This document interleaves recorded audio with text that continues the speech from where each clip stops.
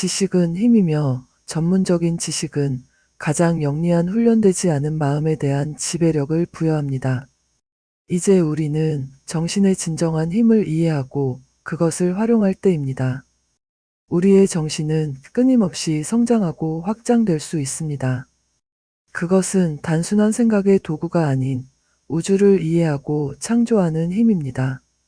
이 마지막 여정에서 우리는 그 힘의 본질을 발견하게 될 것입니다. 안녕하세요. 영혼의 바람입니다. 오늘은 생명의 책의 마지막 부분인 15장부터 17장까지를 살펴보며 사후 생존의 증거, 정신의 힘, 그리고 정신의 행동에 대해 이야기하겠습니다. 생명의 책 4편 업턴 싱클레어 제15장 사후 생존의 증거 이제 사후 인격의 생존 문제를 엄격히 과학적 관점에서 다루어 보자. 우리가 가진 사실들과 그것들이 보여주는 징후들을 고려해 보자. 첫째, 우리는 겉보기의 의식과 잠재의식이 육체와 결합되어 있다는 것을 안다. 그것들은 육체와 함께 성장하고 육체와 함께 쇠퇴하며 육체와 함께 죽는 것처럼 보인다. 우리는 시아나가스를 폐로 흡입하거나 뇌에 핀을 꽂거나 작은 혈관 하나를 노폐물로 막음으로써 의식을 돌이킬 수 없이 손상시킬 수 있다. 위대한 시인이나 예언자, 정치가의 정신이 이런 식으로 소멸될 수 있다는 것은 우리에게 끔찍한 일이다. 하지만 그것이 끔찍하다고 해서 사실에 대한 반론이 될 수는 없다. 광기도 끔찍하고 전쟁도 끔찍하며 전염병도 끔찍하다. 호랑이와 독사도 마찬가지다. 하지만 이 모든 것들은 존재하며 이 모든 것들은 가장 현명하고 위대한 정신도 이 지상에서 적어도 그의 활동을 끝내게 만들 힘을 가지고 있다. 이제 우리는 초심리 연구라는 새로운 도구를 가지고 이런 질문을 파고든다. 의식이 사라졌을 때 어떻게 되는가? 그것이 여전히 존재하며 어떤 방법으로든 우리와 소통할 수 있다는 것을 증명할 수 있는가? 그렇다라고 답하는 사람들은 죽은 사람의 정신이 더 이상 자신의 신체 기계를 사용할 수 없게 되었지만 최면 상태에서 매체라고 불리는 다른 사람의 신체 기계를 사용하여 자신을 식별할 수 있는 어떤 종류의 기록을 만들어낸다고 주장한다. 물론 이는 이상한 생각이며 많은 증거가 필요하다. 확률의 법칙은 사실을 설명할 수 있는 더 단순한 설명이 있다면 가능성이 낮은 설명을 받아들이지 말라고 한다. 자동 글쓰기, 탁자 두드리기, 그리고 다른 심령 현상의 결과를 조사할 때 우리는 먼저 우리가 이미 알고 있는 것으로 설명할 수 없는 것이 있는지 물어봐야 한다. 그리고 둘째로 사실을 설명할 수 있고 영혼 이론보다 믿기 쉬운 다른 가설이 있는지 물어봐야 한다. 이 영혼들은 분명히 자신들의 실제를 우리에게 확신시키기를 원하며 우리를 설득하기를 바라는 많은 것들을 말한다. 그들은 우리 자신이 모르고 영혼들이 알 수 있는 것들을 말한다. 하지만 여기서 다시 우리는 잊혀진 지식의 무한한 덩어리를 가진 잠재의식의 문제에 부딪힌다. 영혼들이 우리의 잠재의식이 절대로 포함할 수 없다고 확신할 수 있는 것들을 우리에게 말하는 것은 그리 쉽지 않다. 또한 텔레파시라는 추가적인 요소가 있다. 최면 상태에서나 의식에 특별히 흥분된 상태에서 한 정신이 다른 정신에게 뻗어나가 무언가를 꺼내올 수 있거나 한 정신이 다른 정신에게 무언가가 전달되도록 할 수 있다는 것이 사실인 것 같다. 그래서 정보가 매체의 정신에 전달될 수 있고 자동 글쓰기나 투시, 수정 구슬 보기에서 나타날 수 있다. 이 주제의 가장 양심적이고 진지한 연구자 중 한 명은 고 히슬롭 교수였다. 그는 수년 전 콜롬비아 대학에서 내게 부르주아적 관점에서의 실용 도덕을 가르치려 했다. 히슬롭 교수는 파이퍼 부인이라는 매체와 15년 동안 작업했는데 그녀는 겉보기에 진실했고 어떤 종류의 사기에도 적발된 적이 없었다. 히슬롭 교수의 책에서 당신은 파이퍼 부인의 최면 상태에서 드러난 놀라운 사실들의 수많은 사례를 발견할 수 있을 것이다.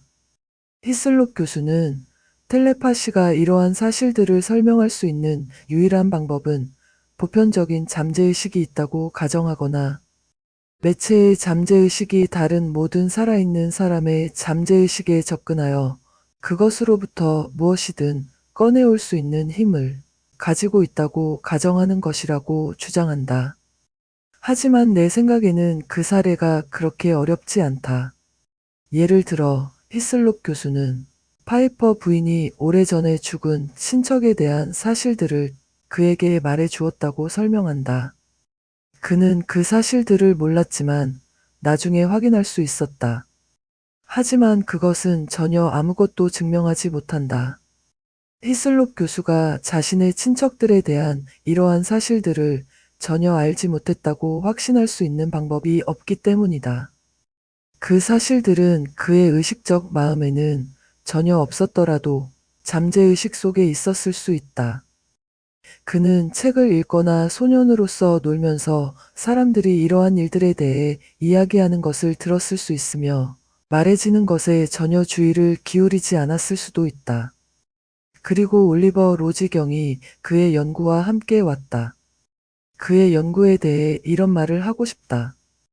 그는 죽은 자들이 아마도 살아있고 우리와 소통할 수 있다는 충격적인 생각을 내 마음에 실제로 가능하게 만든 첫 번째 사람이었다.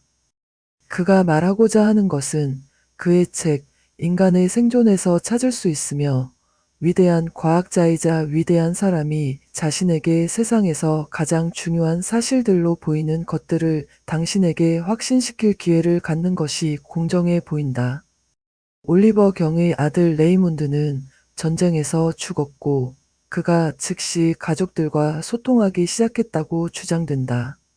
다른 것들 중에서 그는 가족들 중 누구도 본 적이 없고 들은 적도 없는 사진의 존재에 대해 말했다.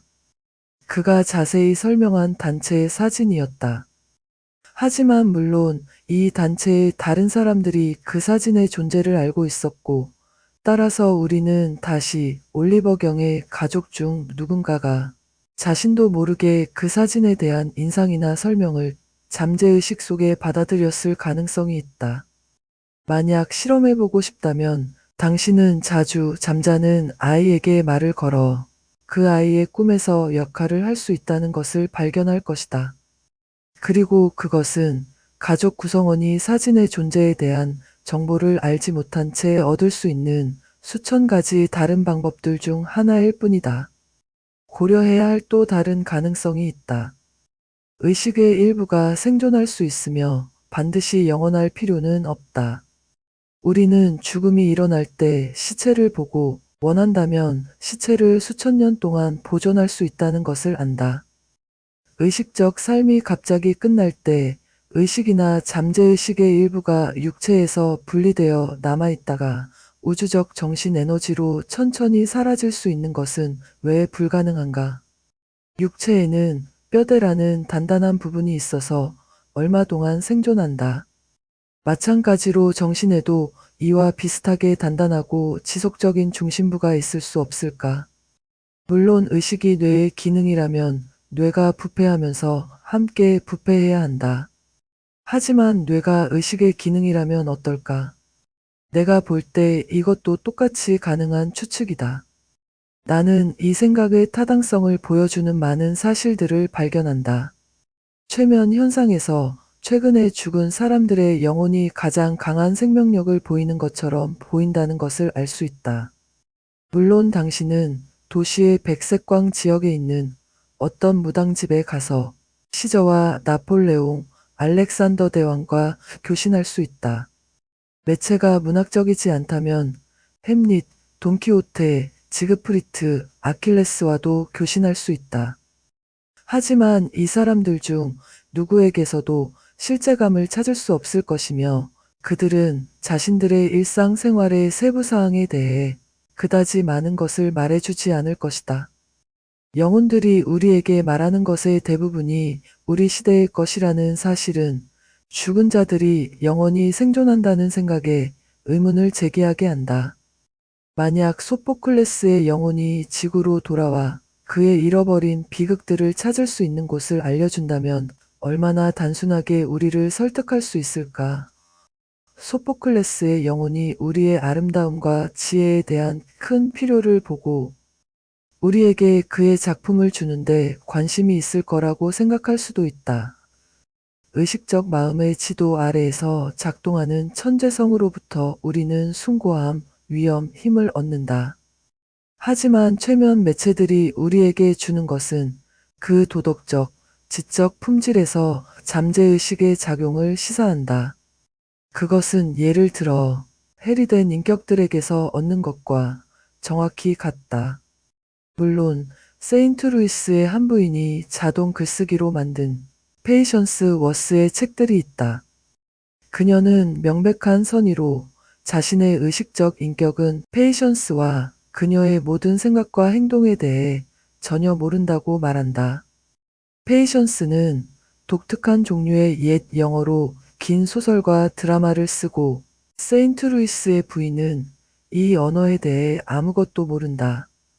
하지만 그녀는 어린 시절에 누군가가 옛 영어를 소리내어 읽는 방에 있었던 적이 전혀 없다는 것을 확실히 알고 있는가. 그녀의 잠재의식이 어떤 독특하고 이상한 언어를 듣고 그것을 소유하고 그것을 중심으로 인격을 만들고 심지어 그 출발점에서 새로운 언어와 새로운 문학을 만들어냈을 가능성보다 더 가능성 있어 보이는 것은 없다. 그것은 정확히 잠재의식이 즐기는 종류의 일이다. 그것은 무한하고 지치지 않는 상상력으로 새로운 캐릭터들을 만들어낸다. 누가 꿈의 다양성과 현실감에 깨어나서 놀라지 않았겠는가? 누가 자신의 꿈을 이야기하고 그것을 두고 웃지 않았겠는가? 잠재의식은 게임을 하고 정교한 역할을 연기하고 리허설할 것이다. 그것은 의상을 입고 시저, 나폴레옹, 알렉산더 대왕, 포카혼타스, 햄릿, 돈키호테, 지그프리트, 아킬레스가 되는 것을 즐길 것이다. 그렇다. 심지어 영혼들인 척하기도 할 것이다. 그것은 장난스럽고 못된 장난을 칠 것이다. 그것은 자신의 연기가 현실이라는 것을 세계의 가장 학식 있는 과학자들에게 확신시키는 것에 오만한 기쁨을 느끼며 자신의 중요성에 대한 감각에 빠져들 것이다. 그것은 슬픔에 잠긴 가족을 감동시키고 흥분시키기 위해 스스로를 레이몬드라고 부를 것이다. 그것은 자신을 피니와 호지슨 박사라고 부르며 진지한 실용도덕 교수로 하여금 콜롬비아 대학의 존경받는 자리를 포기하고 죽은 자들이 자신에게 메시지를 보내고 있다는 것을 세상에 확신시키는 책을 쓰게 할 것이다. 예를 들어 보슈왕 양의 다중인격을 생각해보라. 여기서 우리는 영혼들에 대한 어떤 추측도 다루고 있지 않다는 것을 기억하라. 여기에는 전혀 죽지 않은 완전히 살아있는 한 젊은 여성의 의식의 일부인 6개의 다른 통제가 있다. 전문가는 이 사례를 매주 6년 동안 연구하며 일어나는 일들의 세세한 세부사항을 기록했다. 이제 셀리라고 알려진 악당을 생각해보라. 셀리는 당신이 팔에 안아본 어떤 아이만큼이나 실제한다. 셀리는 사랑과 증오, 두려움과 희망, 고통과 기쁨을 가지고 있다. 그리고 셀리는 보스턴의 고등교육을 받은 매우 세련되고 양심적인 젊은 졸업생의 잠재의식에서 전적으로 만들어진 작은 악령이다. 셀리는 보슈왕 양의 돈을 사탕에 쓰고 그것을 먹는다. 셀리는 보슈왕 양의 시계를 전당포에 맡기고 의도적으로 표를 잃어버린다. 셀리는 보슈왕 양의 입술과 혀를 사용해 보슈왕 양에 대한 거짓말을 한다.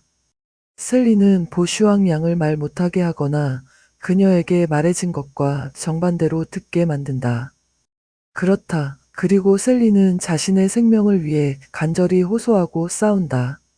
셀리는 보슈왕 양의 다른 부분들과 음모를 꾸미고 수년간 의도적으로 그녀의 기록하는 천사이자 천상의 심판자인 프린스 박사를 속인다. 그리고 셀리가 슬퍼하는 어머니를 속여서 그 어머니가 오래전에 잃은 아이의 유령과 대화하고 있다고 생각하게 만들 수 있다는 것을 누가 의심할 수 있겠는가. 셀리가 자신이 알았던 어떤 사람이나 읽었던 역사적 인물의 역할을 할 수 있고 또 할 것이라는 것을 누가 의심할 수 있겠는가. 그리고 의식적인 보슈왕 양은 이 모든 것에 대해 전혀 결백했고 이에 대해 들었을 때 공포를 느꼈다는 매우 중요한 사실을 간과하지 마라. 따라서 당신은 다음과 같은 상황을 갖게 된다. 이는 추측의 문제가 아니라 분명히 입증된 것이다. 당신의 가장 친한 친구가 매체 역할을 할 수 있고 완전히 선의로 자신의 잠재의식의 일부를 표면으로 끌어올릴 수 있으며 이는 당신 앞에서 수백 가지 다른 역할로 가장하고 의도적인 악의를 가지고 가장 교묘하고 정교하며 잔인한 속임수를 쓸 수 있다. 그리고 여기에 의식적인 사기의 가능성이 더해지면 상황이 얼마나 더 나빠지는지 매체가 당신의 돈을 받고 자신이 만들어내는 영혼들을 당신이 믿게 만들므로써 번창하는 사람일 때는 어떨까? 당신은 뉴욕주의 릴리데일 영매들의 고향에 가볼 수 있다. 그들은 매년 여름 대회를 열고 줄지어선 텐트에서 당신이 꿈꾸었던 모든 종류의 영혼을 듣고 심지어 볼 수도 있다. 그들은 종을 울리고 탬버린을 흔들며 춤을 춘다. 그리고 당신은 볼 수 있다. 가난한 농부의 아내들이 뺨에 눈물을 흘리며 그들의 죽은 자녀들의 애정 어린 말을 듣고 보우어리 사투리로 말하는 올리버 웬델 홈즈의 입에서 나오는 지혜를 듣는 것을. 이런 종류의 일은 윌 어윈이 매체 게임이라는 책에서 수년 전에 폭로했다. 그리고 나서 한 종류의 매체에서 다른 종류로 여행하며 그들의 모든 사기를 연구한 후 어윈은 6번가의 한 응접실에 들어갔고 그를 한 번도 본 적 없는 뚱뚱한 늙은 여자가 갑자기 그의 삶의 가장 은밀한 비밀들을 말해 주었다는 이야기를 한다. 최근 토마스 A. 에디슨이 만약 영혼들이 정말로 살아있는 자들과 소통하려 한다면 그들이 소통할 수 있게 해주는 장치를 개발하고 있다고 발표되었다. 에디슨의 생각은 영혼들이 무한히 희박한 어떤 종류의 천체적 육체를 가지고 있을 수 있으며 그는 인간의 육체가 느낄 수 있는 것보다 수백만 배 더 약한 인상에도 민감한 도구를 제작하려고 한다. 이것은 영혼들에게 더 쉽게 만들어주고 더 공정한 시험이 될 수 있으며 아마도 결정적인 것이 될 수 있다. 그 기계가 완성되어 과학자들에 의해 작동될 때 나는 정말로 영혼들이 있다는 것과 그 결과가 텔레파시로 설명되는 것이 아니라는 것을 나를 확신시킬 몇 가지 시험을 제안하고 싶다. 첫째, 영혼들이 영원히 산다고 가정하면 고대인들이 알았지만 지금 살아있는 사람들은 모르는 유용한 것들이 있다. 예를 들어 이집트 장인들 중 한 명이 나와서 우리에게 그들의 유리 착색의 비밀을 말해줄 수 있다. 내가 알기로는 이것은 지금 잃어버린 기술이다. 그리고 내가 이미 제안했듯이 소포클레스가 우리에게 그의 잃어버린 비극들을 어디서 찾을 수 있는지 말해줄 수 있을 것이다. 또는 그가 묻혀있는 사본들을 어디서 찾을 수 있는지 모른다면 영혼 세계에서 이 귀중한 정보를 줄 수 있는 필경사나 도서관 관리인, 책을 사랑하는 사람을 찾을 수 있을 것이다. 고대 땅 전체에는 묻히고 잊혀진 도시들이 있고 그 도시들에는 파피루스 두루마리와 새겨진 판들과 벽돌들이 있다. 이렇게 무한한 지식이 우리에게 숨겨져 있다. 이 정보를 가지고 있는 고대인들이 우리에게 그것을 알려주고 그렇게 함으로써 그들의 실제를 우리에게 확신시키는 것이 얼마나 간단할까? 또는 영혼들이 불멸하지 않고 그들의 육체처럼 천천히 삶에서 사라진다고 가정해보자. 레이몬드 로지나 다른 최근에 죽은 군인이 자신의 아버지와 소통하여 자신이 정말로 독립된 존재이며 단순히 아버지의 잠재의식의 일부가 아니라는 것을 아버지에게 확신시키고 싶다고 가정해보자. 다음과 같은 것을 시도해보게 하자. 아버지가 6개의 짧은 메모를 써서 모두 같은 봉투에 넣고 섞어서 모자에 넣고 그중 하나를 뽑는다. 실험자가 정직하다고 가정하면 그 봉투의 내용을 아는 살아있는 사람은 없다. 만약 매체가 실험자의 잠재의식을 들여다보고 있다면 올바른 메모가 맞춰질 확률은 6분의 1이다. 영혼들이 봉투 안으로 들어가 접힌 편지를 읽을 수 없다고 가정하면 실험자가 정직하고 거울이나 다른 속임수가 없다는 전제하에 실험자가 봉투를 등 뒤에 들고 열어서 영혼이 편리하게 볼 수 있도록 펼쳐 보이는 것에는 문제가 없다. 그리고 이제 만약 영혼이 그 편지를 매번 정확하게 읽을 수 있다면 우리는 우리가 다루고 있는 것이 무엇이든 간에 그것이 실험자의 잠재의식은 아니라는 것을 꽤 확신할 수 있을 것이다. 또 다른 시험을 해보자. 덮개가 있는 상자나 영혼 외에는 아무도 볼 수 없는 곳에 숨겨진 룰렛 휠을 투자. 우리가 휠을 돌리면 몬테카를로의 단골 손님이라면 누구나 작은 공이 특정 숫자에 떨어질 확률을 계산할 수 있다. 이제 영혼이 매번 우리가 어디서 공을 찾을 수 있을지 말해줄 수 있다면 우리는 살아있는 어떤 인간의 의식이나 잠재의식에도 존재하지 않는 지식을 다루고 있다는 것을 알게 될 것이다. 영혼들이 미국에서 폭스 자매들과 함께 처음 등장한 이래로 해왔던 일들 중에는 탁자를 들어 올리고 종을 울리고 눈에 보이는 형태를 취하는 것이 있다. 이것들은 물질화라고 알려져 있다. 내가 소년이었을 때 사람들이 이런 것들에 대해 이야기하는 것을 들었을 때는 항상 한 가지 시험이 요구되었다. 물질화가 과학적으로 고안된 기록 장치에 나타나게 하라. 사진을 찍고 무게를 재고 측정하라는 것이었다. 자, 시간이 흘러 이러한 시험들이 충족되었고 물질화가 사실이라는 것이 밝혀졌다. 하지만 그것들이 무엇의 물질화인지는 여전히 불확실하다. 영국의 과학자 크로포드 교수는 심령현상의 실제라는 책을 출간했는데 여기서 그는 가장 엄격한 과학적 방법으로 물질화를 시험한 수년간의 결과를 말한다. 매체가 탁자를 공중부양시킬 때, 즉 물리적 접촉 없이 공중으로 올라가게 할 때 매체 자신의 무게가 정확히 탁자의 무게만큼 증가하는 것으로 나타났다. 매체가 어떤 힘을 행사할 때 겉보기에 거리를 두고 할 수 있는데 기록 장치는 매체의 육체에서 정확한 반대 힘을 보여준다. 이러한 연구의 결과들은 처음에는 당신의 숨을 멎게 할 것이다. 신지학자들이 오를 수 있고 우리가 물리적 육체 안에 또는 그것과 일치하는 하나 이상의 천체의 육체를 가지고 있을 수 있다는 것이 드러나기 시작한다.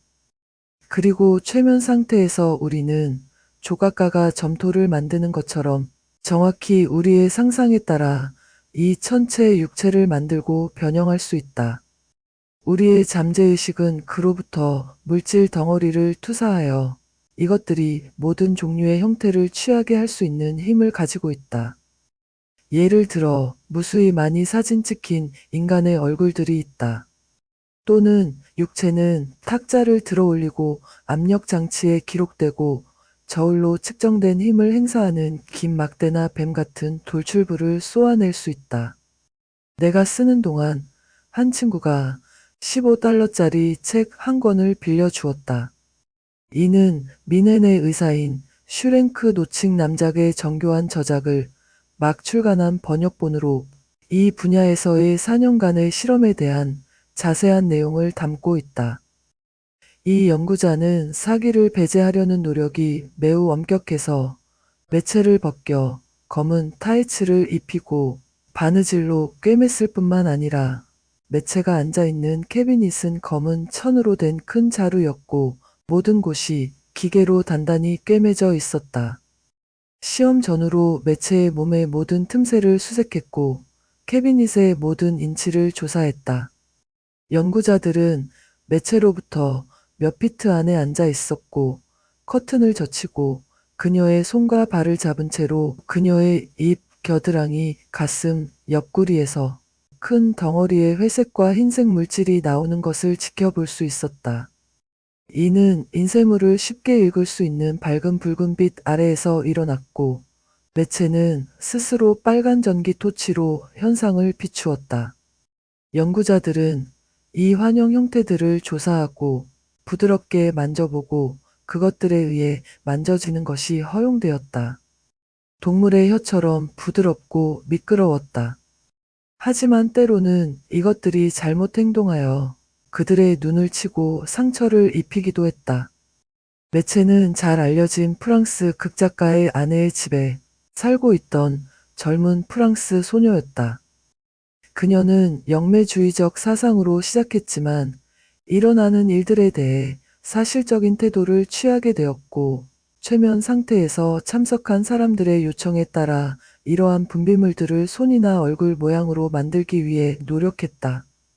그녀는 마침내 그들이 그녀의 몸에서 부드러운 점액질 물질을 분리하여 화학적, 세균학적 검사를 위해 보관하는 것을 허용했다. 이 모든 시간 동안 그녀는 카메라 배터리에 둘러싸여 있었다. 한 번에 9대의 카메라가 있었고 일부는 캐비닛 안에 있었다. 원하는 분비물이 보일 때 이 모든 카메라들이 플래시로 동시에 작동되었고 책에는 모든 각도에서 찍은 얼굴과 손을 보여주는 200장 이상의 사진이 있다. 심지어 그 물질이 그녀의 입에서 나오고 다시 들어가는 것을 보여주는 동영상도 있다. 우리가 여기에 아직 탐구되지 않은 현상의 전체 우주를 가지고 있다는 것은 분명하다. 버려졌던 옛날의 미신들 중 많은 것들을 이제 배로 끌어올려 새로운 지식의 빛 아래서 검토해야 할 것 같다. 수정 구슬 보기보다 더 마법과 사기 같은 것이 무엇이 있을까? 하지만 잠재의식이 자신의 숨겨진 기억의 이미지를 수정 구슬로 투사할 수 있는 힘이 있다는 것이 밝혀졌다. 거기서 그것을 분명히 볼 수 있다. 우리는 모턴 프린스 박사와 같이 잘 알려진 권위자가 여러 보슈왕 양들 중 한 명이 다른 방법으로는 완전히 잃어버린 이전 삶의 사건들을 회상할 수 있게 하기 위해 이 방법을 사용하는 것을 발견한다. 마찬가지로 인격의 해체에 대한 이러한 탐구는 우리로 하여금 종교의 형성에 많은 영향을 미친 모든 최면과 황홀경 현상들이 만들어지는 것을 지켜볼 수 있게 한다. 우리는 이제 잔 다르크가 어떻게 목소리들을 들었는지 알고 있다. 우리는 그녀가 더 많은 목소리를 듣게 하거나 목소리를 듣지 못하게 할 수 있다. 또한 우리는 악마와 악마 들림에 대해 모든 것을 안다. 우리는 악마들을 쫓아낼 수 있다. 그것도 돼지떼에 들어가게 할 필요도 없이. 우리는 언젠가 요기들이 우리에게 말하는 경이로운 이야기들을 조사할 준비가 될 수도 있다. 그들이 물리적 육체를 최면 상태로 두고 떠나 영적 사업을 처리하기 위해 순식간에 영국에 나타날 수 있는 능력에 대해서 말이다. 하지만 우리는 우리에게 증명되기를 원하며 우리와 함께 일하는 사람들이 종교적 광신이나 돈에 대한 탐욕에 의해 움직이는 것을 원하지 않는다. 우리는 우리의 마음을 열고 이상한 영역으로의 긴 여행을 할 준비가 되어 있지만 우리는 조심스럽게 움직이고 우리의 경로를 신중하게 선택하고 길을 잃지 않도록 확실히 하기를 원한다. 우리는 삶을 합리적으로 다루기를 원한다. 우리는 터무니없는 추측을 하고 싶지 않으며 단순한 해결책으로 충분할 때 복잡하고 가능성이 낮은 해결책을 선택하고 싶지 않다. 하지만 다른 한편으로 우리는 우리의 작은 지식 더미 위에 안주하여 더 이상 조사하는 수고를 거부하는 위험을 경계해야 한다. 이것은 유감스럽게도 학자들의 습관이다. 관성의 법칙은 과학자가 연구하는 대상만큼이나 과학자에게도 적용된다. 우리 시대의 과학자들은 갈릴레오 시대의 과학자들이 그가 피사의 탑에서 추를 떨어뜨리는 것을 지켜보도록 강요받아야 했던 것처럼 잠재의식에 대한 각각의 새로운 발견을 고려하도록 강요받아야 했다. 그가 태양이 지구 주위를 도는 것이 아니라 지구가 태양 주위를 돈다고 말했을 때 그들은 그를 감옥에 가두고 고문하여 그것을 철회하게 했다. 그는 철회했지만 자신에게 그래도 그것은 움직인다 라고 속삭였다. 그리고 물론 그것은 움직였고 계속 움직였다. 정확히 같은 방식으로 만약 우리가 이러한 숨겨진 힘들을 가지고 있다는 것이 사실이라면 그것들은 계속해서 자신들을 드러낼 것이고 대중들은 우리의 학자들이 사실을 알아내고 미신이나 사기 없이 이러한 힘들을 활용하는 방법을 우리에게 말해줄 때까지 릴리데일로 계속 몰려들어 그들의 힘들게 번 돈을 쓸 것이다. 제16장 정신의 힘. 지식이 자유이고 무지가 노예 상태라는 사실과 과학이 사람들에게 의미하는 바를 제시한다. 이제 우리는 정신과 그 힘에 대한 간단한 조사를 마쳤다. 우리가 무엇을 증명했거나 증명하지 못했든 이것만은 확신을 가지고 말할 수 있다. 우리의 간략한 개요를 주의 깊게 따라온 독자는 자신이 모든 것을 안다고 가졌을지 모르는 어떤 생각에서도 벗어났을 것이다. 이것이 항상 지식을 향한 첫 걸음이다. 정신은 우리 인류가 짐승의 상태에서 벗어나도록 한 도구다. 그것은 우리를 끌어내리려는 힘들로부터 우리 자신을 지키는 도구이며 우리가 더 높이 올라가야 한다면 그것으로 우리 자신을 더 높이 들어올릴 도구다. 우리는 이 귀중한 도구를 어떻게 보호할 것인가? 우리는 어떻게 그것을 완전히 통제할 것인가? 정신을 다루는 법칙들은 무엇인가? 정신의 과정은 마치 육체가 음식을 찾아 소화하고 동화하는 것처럼 새로운 사실들을 찾아 더듬어가고 그것들을 소화하고 동화하는 것이다. 감각들은 우리에게 새로운 인상들을 가져오고 우리는 이것들을 받아들여 분석하고 그것들을 구성하는 부분들로 분해하고 이전의 감각들과 비교하며 비슷해 보이는 것들 속의 차이점과 다르게 보이는 것들 속의 유사점을 인식한다. 우리는 그것들을 분류하고 정신이 파악할 수 있는 손잡이와 같은 이름들을 부여한다. 무엇보다도 우리는 원인들을 찾는다. 현상의 세계에서 우리가 질서라고 알고 있는 것을 만드는 사건들의 연쇄를 찾는다. 그리고 정신이 원인이라고 여겨지는 것을 가지게 되면 그것이 만들어낸 방법들, 즉 실험과학의 규칙과 원리에 따라 그것을 시험한다. 육체가 정신에 가져다 주는 감각은 비교적 적은 수다. 만약 우리의 정신이 삶에 대해 수동적인 태도를 취한다면 우리는 매우 좁은 세계에서 살게 될 것이다. 하지만 어떤 정신들은 우리가 호기심이라고 부르는 것을 가지고 있다. 그들은 자신의 충동에 따라 삶을 탐험하러 나선다. 그들은 새로운 법칙들을 발견하고 자신들을 위해 새로운 경험과 새로운 감각을 만든다. 정신은 하나의 생각을 형성하고 처음에는 고대 그리스 철학자들의 방식을 따라 그 생각을 찬양하고 신성의 자리에 올려놓는다. 하지만 곧 경험적 방법이 등장하는데 이는 어떤 생각이 실험의 시험을 견디고 현실과 일치한다는 것을 증명할 수 없다면 그 생각에 대한 어떤 권위도 거부한다. 오늘날 사상가는 사실들을 모으고 그것들을 설명하기 위한 이론을 형성하며 그런 다음 자신이나 비평가들이 고안할 수 있는 가장 엄격한 방법으로 이 이론을 시험해 본다. 만약 이론이 작동하지 않는다면, 즉 모든 사실을 설명하지 못하고 모든 시험을 견디지 못한다면 그것은 낡은 신발처럼 버려진다. 이렇게 조금씩 실제 지식의 체계가 구축된다. 이는 우리의 일상생활에서 우리에게 도움이 될 것이며 우리가 우리 문명의 구조에서 기초석으로 사용할 수 있을 것이다. 이러한 연구 방법으로 인간은 과학 이전 시대에는 상상할 수도 없었던 것 이상으로 자신의 우주를 확장하고 있다. 우리가 일하고 놀고 잠을 자는 동안에도 매 시간 우리 인류의 정신은 우리의 후손이 살게 될 새로운 세계들을 발견하고 있다. 수없이 많은 시대 동안 인간은 지구 위를 걸었고 그 존재를 전혀 꿈꾸지 못했던 무한한 박테리아 생명의 무리들에 둘러싸여 있었다. 스펙트럼에 보이지 않는 광선들이 그를 비추었지만 그는 그것들이 자신에게 좋은 것인지 나쁜 것인지 아무것도 알지 못했다.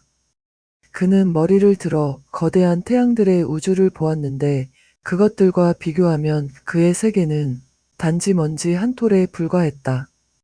하지만 그에게 이 우주들은 어떤 신이 하늘에 걸어둔 구체나 등불이었다. 정신이 어떻게 감각을 앞서가는지를 보여주는 가장 매혹적인 예시 중 하나는 천왕성의 이야기다. 200년도 채 되지 않은 과거까지 인간의 눈으로 본 적이 없던 행성이었다. 한 수학자가 자신의 연구실에 앉아 다른 행성들의 관찰 결과 그들의 질량과 거리에 대한 운동을 연구하면서 그들의 행동이 있어야 할 대로가 아니라는 것을 발견했다. 어떤 때는 어느 것도 정확한 위치에 있지 않았고 그는 이 변화가 알려지지 않은 천체의 존재 때문일 것이라고 결론 내렸다. 그는 관찰된 변화들에 책임이 있으려면 이 천체가 가져야 할 정확한 질량과 궤도의 문제를 풀어냈다. 그리고 이 계산들을 완성했을 때 그는 천문학계에 발표했다. 특정한 밤, 특정한 시각의 하늘의 특정한 지점에 망원경을 향하면 특정한 크기의 새로운 행성을 발견할 것입니다. 그리고 처음으로 인간의 감각은 영원히 발견하지 못했을 수도 있는 사실을 인식하게 되었다.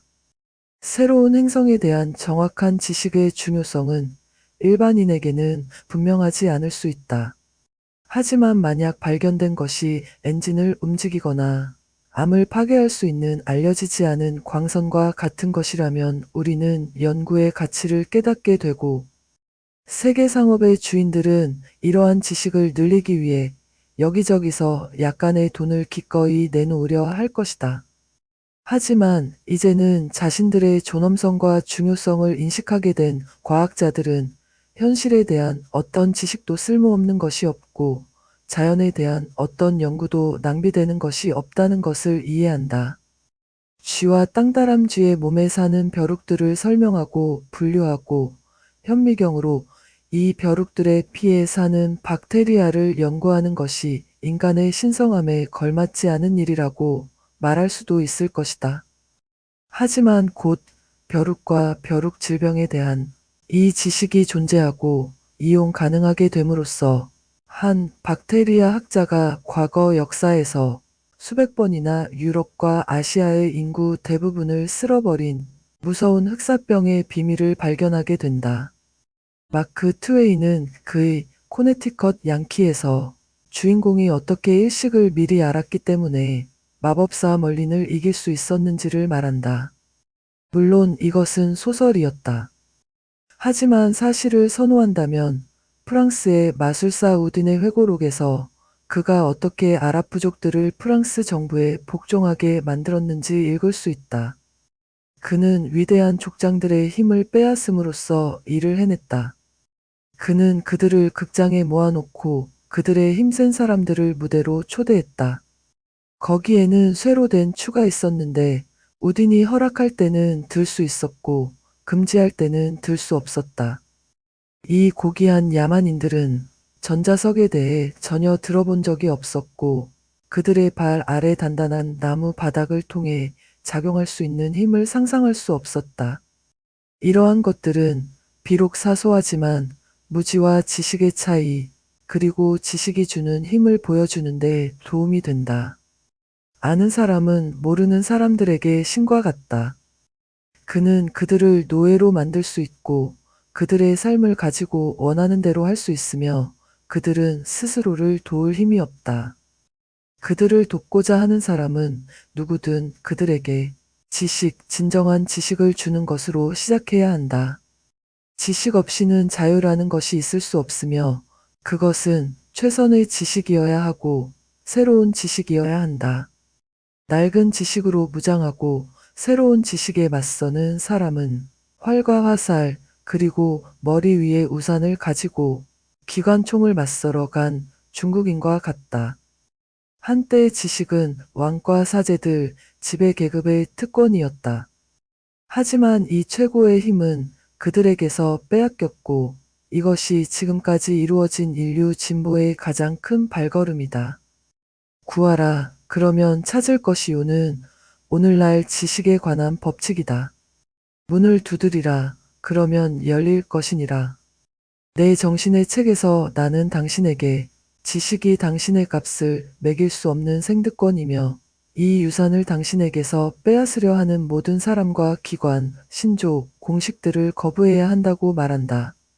무언가를 말해 주었기 때문에 또는 당신의 선조들이 그것을 믿었기 때문에 또는 그것이 어떤 고대의 책에 쓰여 있거나 어떤 고대의 의식에 포함되어 있기 때문에 그것을 믿으라고 하는 사람들을 조심하라.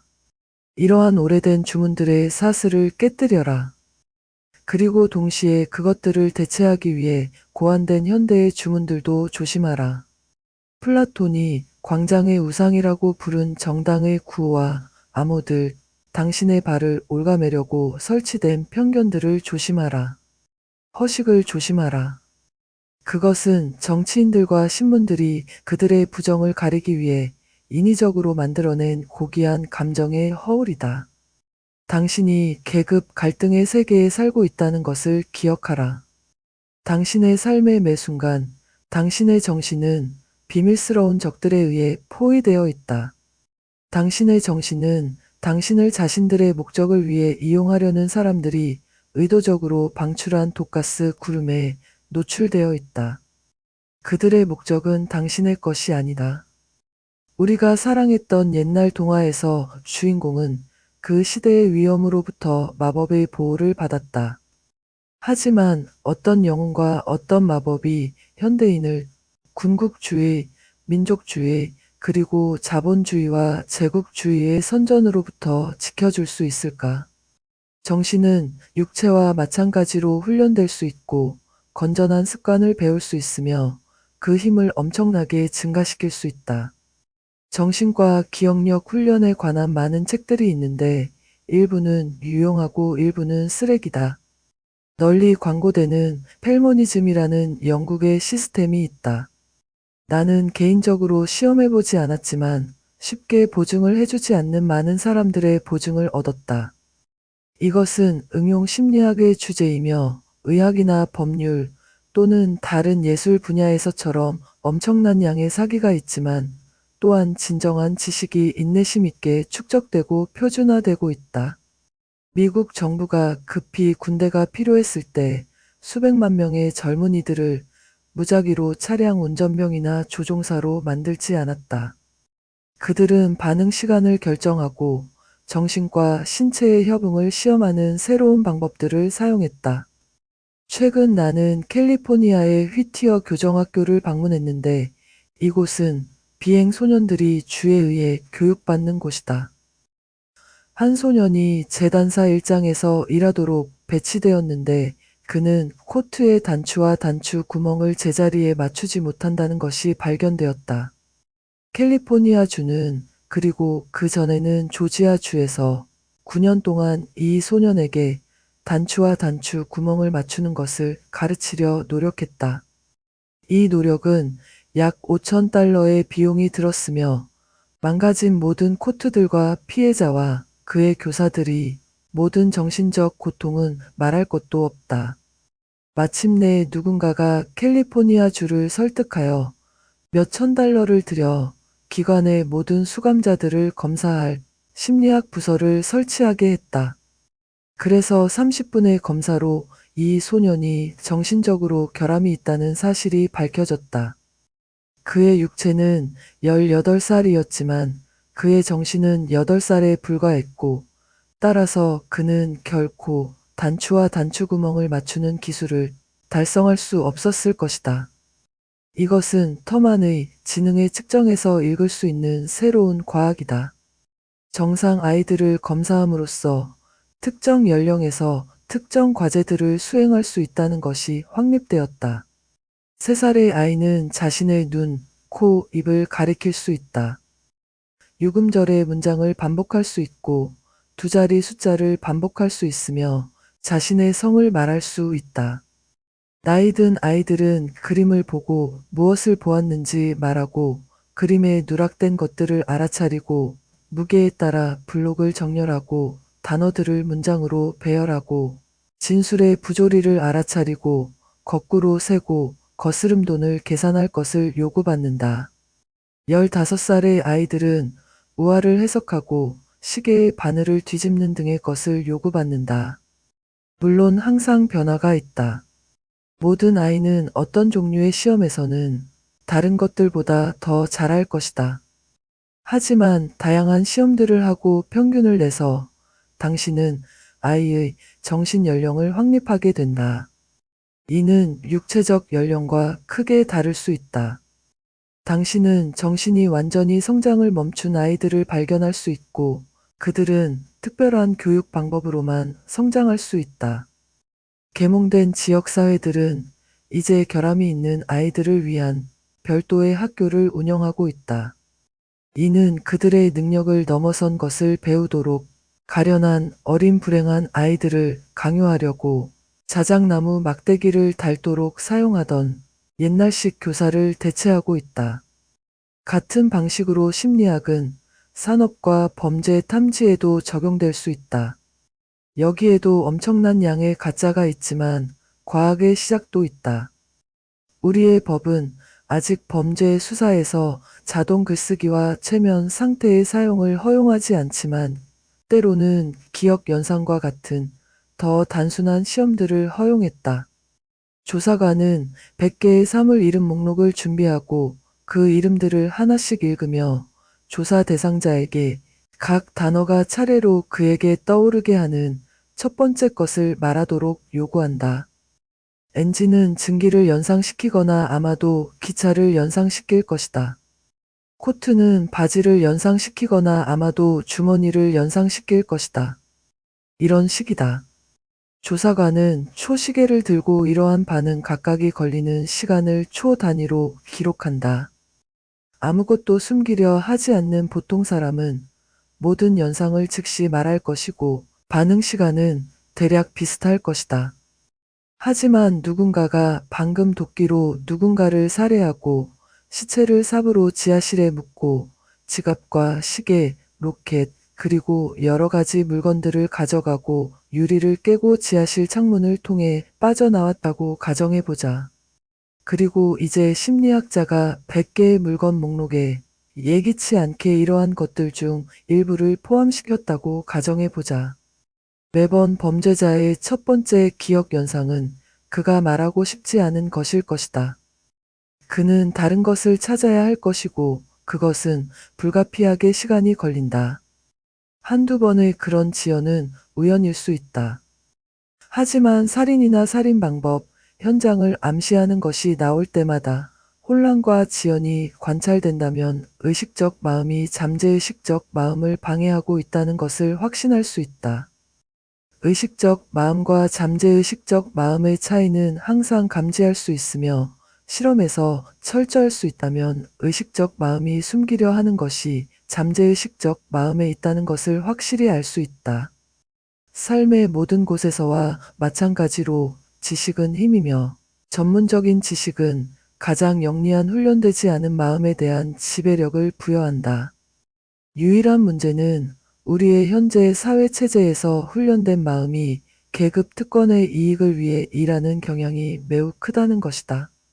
대기업이나 경찰서에 고용된 심리학자는 자본주의와 제국주의가 반항하는 노예들을 죽이는데 사용할 독가스를 만드는 화학자만큼이나 신뢰할 수 없을 수 있다. 하지만 이것이 증명하는 것은 과학적 지식이 신뢰할 수 없다는 것이 아니라 단지 노동자들이 그것을 획득해야 하고 그들 자신의 조직과 모든 분야에서 자신들의 실험을 가져야 한다는 것이다. 인류 대중에게 지식을 주는 것은 그 과정이 느리고 고통스럽게 보이지만 이제 계몽된 사상가가 직면한 가장 중요한 과제다. 정신 분석의 방법은 또한 우리에게 천재성의 현상에 대한 많은 통찰을 주고 우리가 궁극적으로 그것을 이해하게 될 것이라는 희망을 준다. 현재 우리는 천재성이 너무 자주 괴짜스러움과 밀접하게 연관되어 있기 때문에 곤란을 겪는다. 초자연적인 것이 비정상적인 것과 연관되어 나타나는데 이들을 구분하기가 종종 어렵다. 야비한 상업주의 세계에 대항하여 반란을 일으킨 위대한 시인들과 화가들은 무책임을 그들의 종교로 채택한다. 그들은 자신들만의 세계에서 살고 괴짜처럼 옷을 입고 빚을 갚기를 거부하거나 아내에게 충실하기를 거부한다. 그들은 스승의 자질 대신 결점을 채택하는 추종자들의 무리를 따르게 된다. 그래서 천재성이 무엇인지에 대한 왜곡된 관념이 생기고 예술적 품질에 대한 완전히 잘못된 기준이 생긴다. 인류에게 정신적 우월성에 대한 확실하고 정확한 시험보다 더 필요한 것은 없다. 이는 단순히 언어를 습득하고 수학 방정식을 풀 수 있는 능력만이 아니라 강렬한 감정을 마음속에 품으면서도 동시에 논리적 능력으로 그것들을 형성하고 조직하며 수많은 사실들을 선택하여 다른 사람들의 감정을 일깨우도록 계산된 패턴으로 엮어낼 수 있는 능력이다. 이것이 인간 정신의 마지막이자 가장 위대한 작업이며 이것을 할 수 있는 사람들을 선택하고 그들의 활동을 육성하는 것이 모든 진정한 과학의 궁극적인 목적이다. 제17장 정신의 행동. 우리의 생명과 모든 인간의 생명을 보호하기 위해 정신의 힘을 보존하고 발전시키는 방법에 대한 연구로 정신의 책을 마무리한다. 얼마 전 누군가가 내게 편지를 보내 물었다. 지식을 얻기에 가장 좋은 시기는 언제입니까? 나는 답한다. 그 시기는 바로 지금입니다. 젊었을 때 배우는 것이 더 쉽지만 당신이 원할 때 젊을 수는 없으며 만약 당신이 늙었다면 지식을 얻기에 가장 좋은 시기는 늙었을 때다. 뇌세포가 육체처럼 경화되어 새로운 인상을 받아들이기가 덜 쉬워지는 것이 사실이다. 하지만 그것은 가능하며 세네카가 80세에 그리스어를 배우기 시작했듯이 나는 최근의 전쟁으로 인해 자신들의 사고 틀에서 벗어나 현대적 사상을 다루도록 강요받은 여러 노인들을 알고 있다. 하지만 당신이 젊다면 그만큼 더 좋은 것이다. 그때는 신성한 호기심의 전율이 가장 예민하고 당신의 기억력은 신선하며 훈련될 수 있다. 당신의 마음은 유연하고 건전한 습관을 형성할 수 있다. 당신은 진실을 존중하고 추구하도록 스스로를 가르칠 수 있고 정확성, 열린 마음, 유연성, 이해를 향한 탐구의 끈기를 스스로 가르칠 수 있다. 무엇보다도 첫 번째는 정확성이라고 생각한다. 곧바로 생각하는 법을 배워라. 당신의 마음이 날카로운 메스처럼 되게 하라. 비현실과 거짓을 꿰뚫고 사실로 가는 길을 잘라내는 메스처럼 말이다. 당신이 어떤 특정한 주제를 다루기 시작할 때 그것을 완전히 터득하여 나는 안다라고 말할 수 있게 하라. 그러면서도 결코 당신이 안다고 너무 확신하지 말라. 새로운 사실들을 고려하고 필요하다면 당신의 사고방식을 바꾸려 하지 않을 정도로 확신하지 말라. 나는 세상을 둘러보며 호랑이와 뱀, 다이너마이트와 독가스, 42cm 포탄을 본다. 하지만 정신의 오류만큼 인간에게 치명적인 것은 세상에 없다고 본다. 당신 주변의 정신적 어리석음을 보라. 편견들, 망상들, 의도적으로 유지되는 거짓말들을 보라.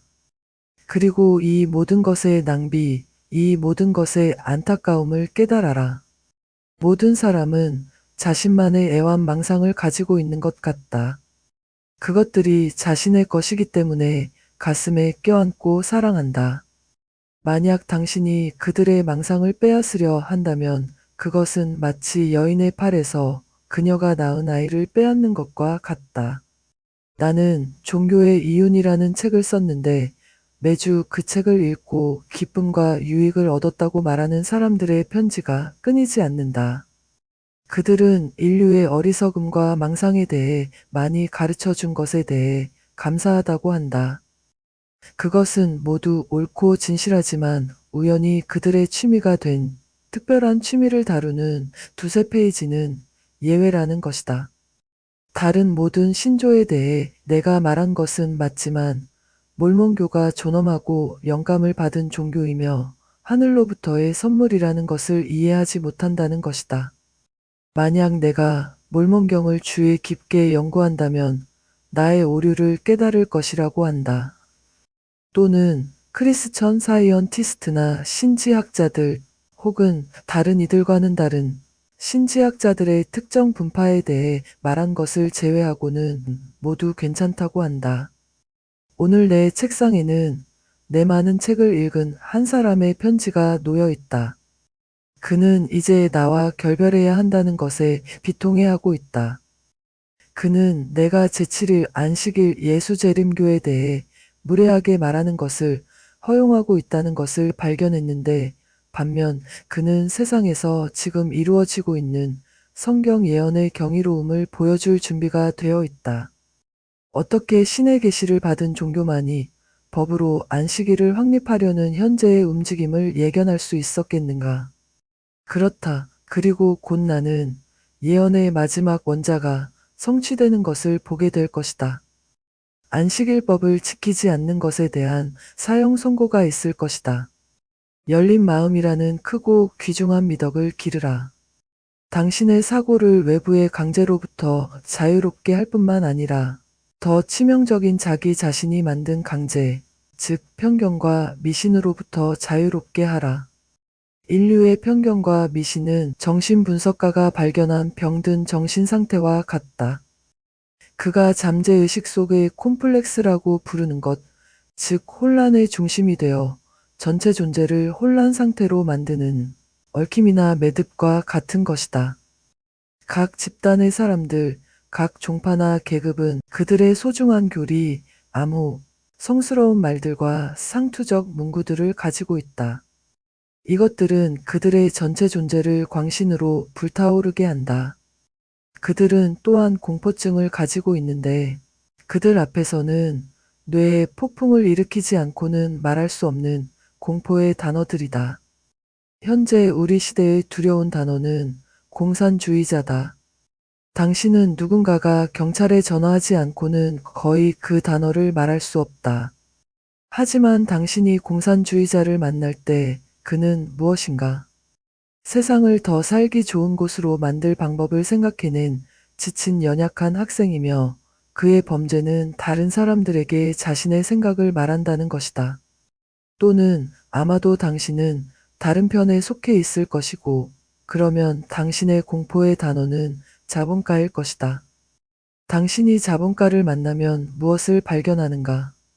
매우 가능성 있게도 당신은 개인적 충동에서는 친절하고 관대하지만 혼란스러워하고 아마도 약간 두려워하며 더 나아가 짜증나고 고집스러워진 사람을 발견한다.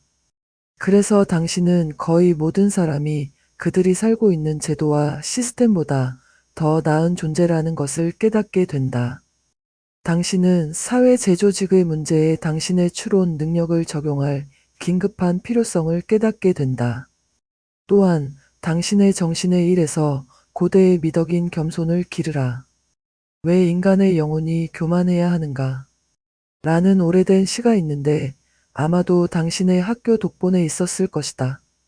내 대답은 수많은 이유 때문이다.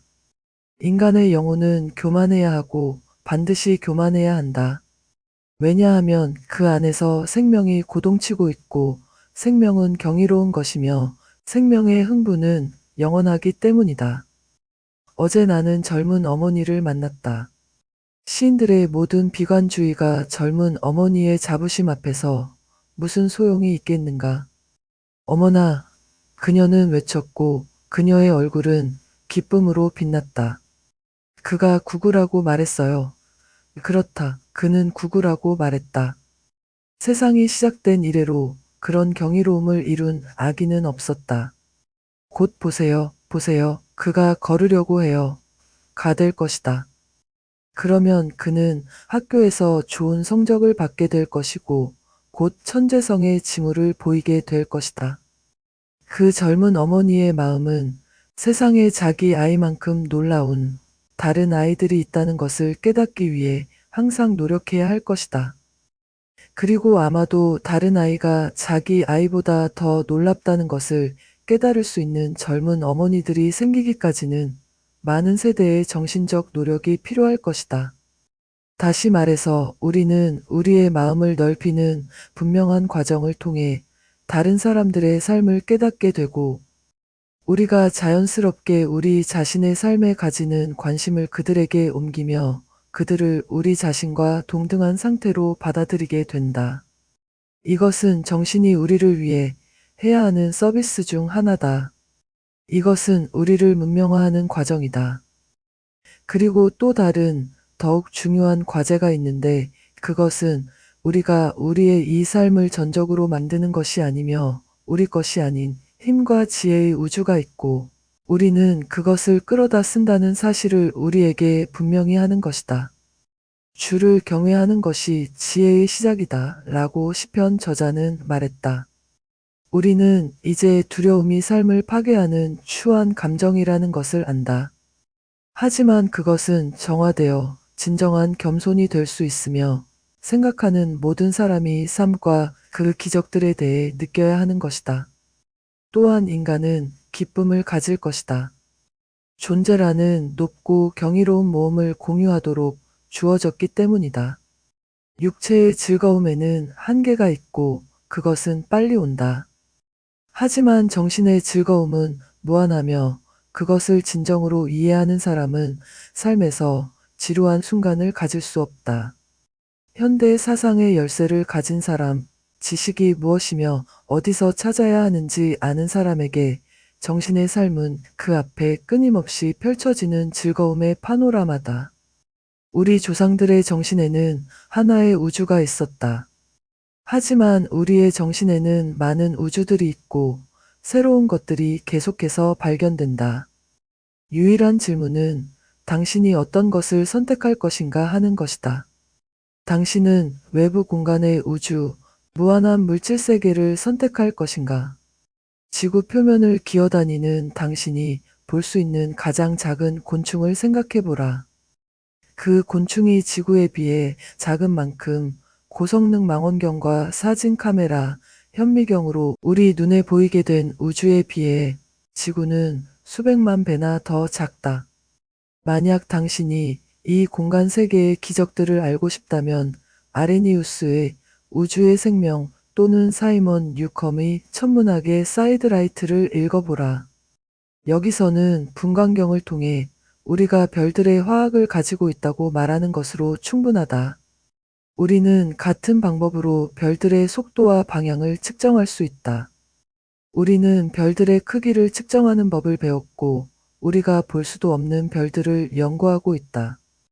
그리고 아인슈타인이 그의 상대성 이론과 함께 등장해서 우리가 바라보는 모든 것뿐만 아니라 우리 자신도 공간을 통해 모든 방향으로 날아다닌다는 사실을 고려하기 위해 이 지식의 큰 부분을 수정해야 할 것 같다고 말한다. 또는 당신은 원자의 우주, 말하자면 다른 방향으로 따라간 물질 세계의 무한을 선택할 것인가? 우리 세계에 비해 우주가 크고 그 위를 기어다니는 곤충에 비해 우리 세계가 크듯이 그 곤충은 자신의 몸을 구성하는 분자들에 비해 더욱 크다. 그리고 이것들은 다시 그것들을 구성하는 원자들보다 수백만 배나 더 크다. 그리고 보라, 원자 안에는 수백만 개의 전자들이 있다. 작은 전기 에너지 입자들이 우리는 우리의 전차를 움직이는 전기를 볼 수 없는 것처럼 이 무한히 작은 것들을 볼 수 없다. 하지만 우리는 그것들의 효과를 볼 수 있고 그것들을 세고 측정할 수 있으며 복잡한 수학 공식으로 다룰 수 있고 우리 발 아래의 먼지만큼이나 그것들의 존재를 확신할 수 있다. 만약 당신이 이 이상한 나라를 탐험하고 싶다면 던컨의 새로운 지식 또는 헨리 스미스 윌리엄스 박사의 과학의 기적들을 읽어보라. 또는 당신은 우리의 마음의 비밀방에 갇혀 있는 우리의 인종적 과거인 잠재의식의 우주를 선택할 것인가? 아니면 예술에서 나타나는 천재성의 무한인 초의식의 우주를 선택할 것인가? 예술이라는 장치로 인간은 단순히 새로운 삶을 창조할 뿐만 아니라 그것을 시험하고 무게를 재고 측정하며 물리학자가 분자를, 천문학자가 빛을 다루듯이 그것으로 실험을 한다. 그는 무엇이 작동하고 무엇이 작동하지 않는지를 발견하고 그래서 자신의 도덕적, 영적 근육을 발달시키며 삶의 창조자로서의 과제를 위해 자신을 훈련한다. 쓰여진 말들은 이 정신의 마법의 영역에서 발견되는 경이로움을 희미하게만 전달할 수 있다. 여기에는 상상을 초월하는 화려한 궁전들이 있고 성스러운 재단이 있는 사원들이 있으며 금과 값을 매길 수 없는 보석들로 가득 찬 보물방들이 있다. 우리는 고대 이야기의 알라딘처럼 이 장소들에 들어간다. 우리는 여기의 주인이며 우리가 보는 모든 것이 우리의 것이다. 일단 여기에 접근할 수 있게 된 사람은 마법의 등불뿐만 아니라 우리 어린 시절 모든 이야기의 모든 놀라운 요정, 물건들을 소유하게 된다. 그의 것은 적들에 대한 힘을 주는 타르넬름과 마법의 반지이며 아무도 부술 수 없는 엑스칼리버 검이고 모든 사냥감을 쓰러뜨리는 은총이며 지구를 날아다닐 수 있는 날아다니는 양탄자이고 생강빵으로 만든 집이며 항상 이루어지는 세 가지 소원이고 사랑의 묘약이며 젊음의 영약이고 천체의 음악이다. 그리고 누가 아는가 언젠가 그는 성 베드로와 그의 황금 열쇠, 노래하는 세라핌 천사들, 대화를 나누는 행복한 축복받은 이들과 함께 천국을 발견할지도 모른다. 오늘 우리는 정신의 진정한 힘과 그것을 어떻게 활용할 수 있는지 배웠습니다. 과학적 지식과 영적 통찰의 조화가 우리를 더 높은 차원의 존재로 이끌 수 있다는 것도 알게 되었습니다. 이것으로 생명의 책 일부, 마음의 책편을 마무리합니다. 긴 여정 함께 해주셔서 감사합니다.